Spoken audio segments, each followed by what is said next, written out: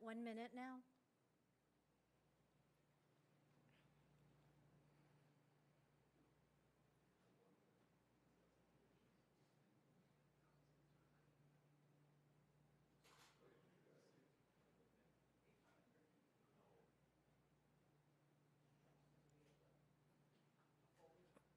Hmm.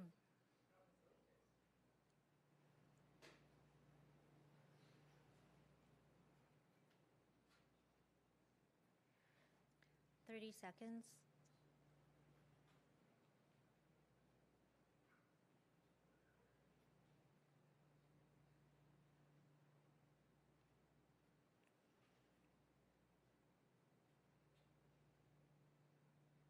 Ten seconds.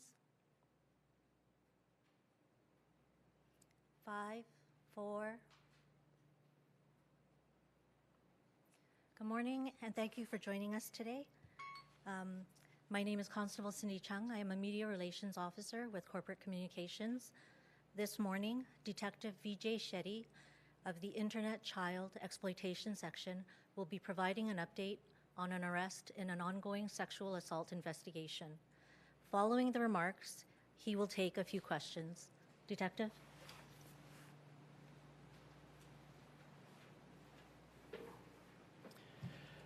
Good morning, and thank you for joining us.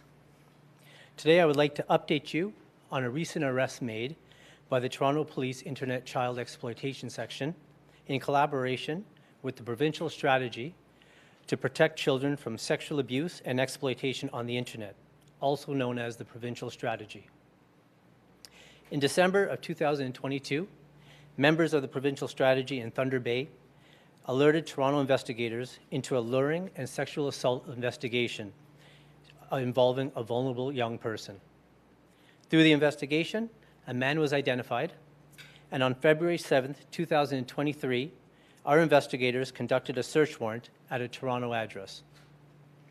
Several electronic devices were seized from the address, allegedly containing evidence connected to the luring and sexual assault incident in in Thunder Bay, along with a large quantity of child abuse sexual material.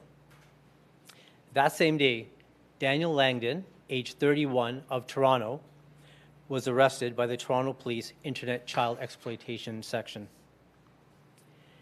Investigators conducted further search warrants, where they located additional devices and information allegedly containing child sexual abuse materials, along with evidence of other sexual offenses that took place both online and in person.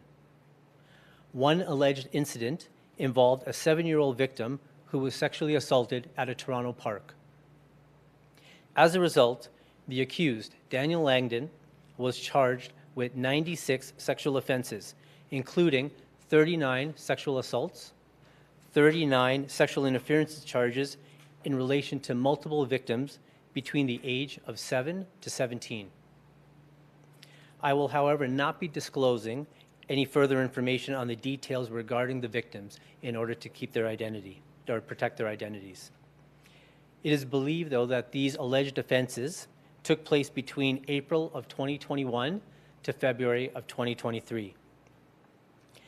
It's further alleged that the accused utilized several usernames and email addresses on various social media platforms, and in some cases altered his image to appear younger.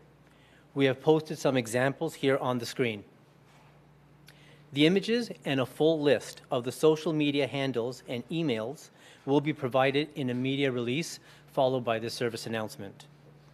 The investigation is ongoing, and we believe there are more victims. Now, we know that coming forward isn't always easy, but we are asking anyone that may have interacted with him or anyone that may have any information to contact the police as soon as you can.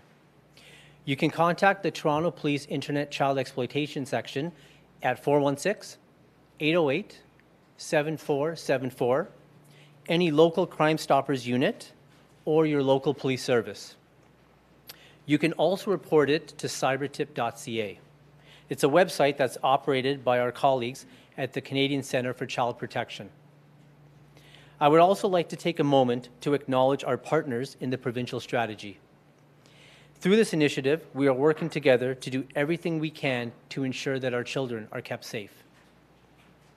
As mentioned, again, this is an active and ongoing investigation, so I'm very limited in providing any additional information, but I can take a few questions. Thank you. Detective, I know you won't go into detail about the victims, but how many victims are there to your knowledge so far, and how many of them are here in the city of Toronto? So I can't speak to how many there are. I can tell you that there are multiple young victims, and they are spread across Ontario. How was he able to lure them to where he was? Again, that's part of the investigation, so I can't give you the details in regards to that. Did the assaults happen at his place of residence mostly? Again, I can't give you the full details, but again, the whole idea behind this is that we want to spread it out to as many people as possible, because there's incidents that we said that happened in Thunder Bay as well, so it's across the GTA and Ontario. What did he do for a living?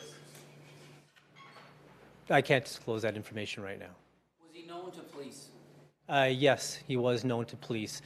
He was charged for possession and make child pornography in the past. When did that happen? It happened in 2016.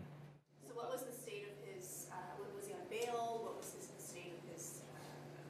Yeah, again, I can't give you the details of his conviction and sentencing. You'd have to contact the courts in regards to get that information. And again, just when it comes to the social media profile and his outreach, if you can explain how he was able to contact these victims. Again, he was on several social media outlets or applications, so the list is provided in regards to the usernames that he had used. So again, we're just trying to express out to the public, if you had any interactions or you have any family members that had any interactions with any of those usernames or these pictures, to please contact us right away. And can you describe the way he would lure the victims then, so he would meet them online, and just so that other families are aware and can have these conversations with their children? Yeah, I can't give you the details in regards to how he did that, but I can tell you that he had a large presence on social media, but he was also, there was offenses that we're looking to where he committed in person as well. Detective, what's your advice to parents and families when something like this happens? Well, my advice is to always have that open communication with your kids no matter what, and just to be aware, kids are going to be on their devices no matter what, but in this case, just have that constant communication and, know the people, know who your kids' friends are, and just have that constant open communication with them, and just teach them, the do's and don'ts of how to interact with people and strangers on the net. What are the social media platforms? There's going to be a list that's going to be provided for you, but there's a long list from Snapchat to Instagram to Swiper. There's several that will be provided towards you. Did the victims have anything in common in terms of race or anything in particular that could have been a common thread amongst them? Yeah. Again, to protect the identity of the victims, I can't disclose that information. Detective, the number 96 seems like a kind of shocking, large number. In your experience, is that inordinately high? Is that kind of a shockingly large number, or how does that equate to what your experience is? It's a high number, and that's why we're doing this press conference, because to us it's very important that we reach out to as many members of the public, not only within the GTA, but as well as all of Ontario, to see if anyone's had any interactions or any engagements with this individual, that they can contact us right away. What about outside of Ontario? If we're talking about TikTok, Twitter, Snapchat, these are all, this could be an international.